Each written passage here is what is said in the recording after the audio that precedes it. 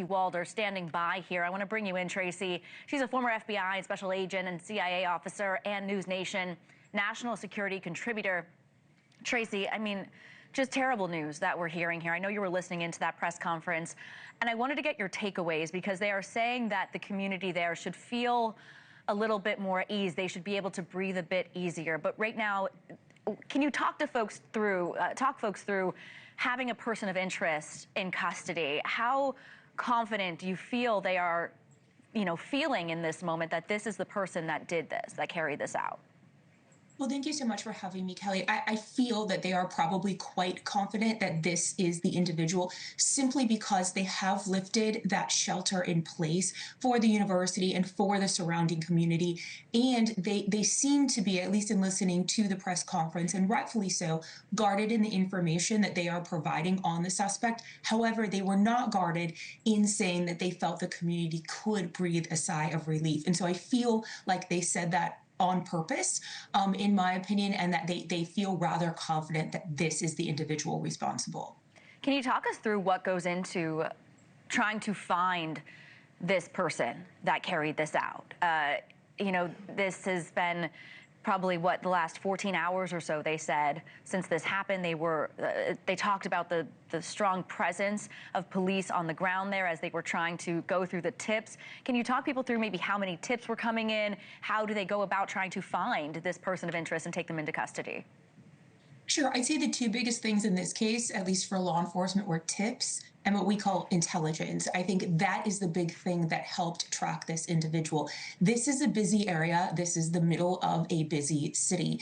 And I believe that they used a lot of the camera evidence as well as the thousands of tips, I'm sure, that came in to actually trace this individual to the hotel. It's essentially following their footsteps, if you will. And that is really difficult to do. I think a lot of folks think, just one person is looking at a camera. There are dozens of cameras in the area, and they are looking for this individual dressed in black in the dark. And I think someone found this person, and individuals on the street were collaborating with police and giving that information. And those two things came together, in my opinion, very, very quickly. They did an excellent job here of sifting through that intel, because sometimes that can really make investigations take a very long time because it takes so long to get through. Yeah, and that's what the mayor was touching on there. He was saying that this is something that we trained for, including very recently. He noted that this is something that we shouldn't be training for, a shooting in their community, but he said that this is not something any community should have to train for. And I wanted to get your thoughts on what you've seen so far. Does this shooting appear targeted, or does it appear random?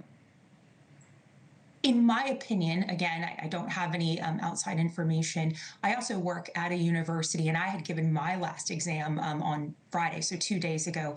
I believe that this individual, I think, knew that doors were unlocked and didn't need that key swipe access to enter the facility. Also, one thing that I noticed yesterday when I went onto the university's website was that all of the exams, typically universities do put what days exams will be, but they also had the rooms of where the exams would be, which is unusual, and there's a lot of very specific information that probably shouldn't be on a website. So I believe this individual, I'm not sure if they were targeting a specific class or Brown University as a whole, but this is an individual that I believe knew that these doors would be unlocked, didn't need that key card access, and then knew that this building was close to Hope Street, which is very easy for them to egress from the university. And what do you think officials will be looking to learn about the shooter and his potential motivations here? I think that's the biggest issue. I think personally what they're doing, and what's going to take some time, and why they probably have not revealed their identity, is a lot of times when they capture these individuals, social media plays a huge role into their planning.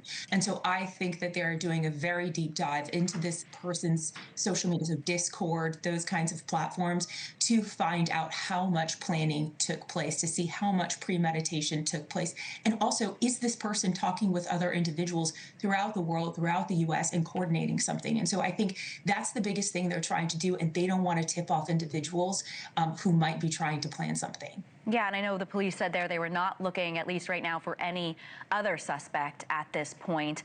Tracy, thank you so much for walking us through this. I know you mentioned you work at a school as well, so I can't imagine, just those thoughts going through your mind this morning. But we appreciate you taking the time, and stand by too. We'll keep an eye out if there's any updates as well.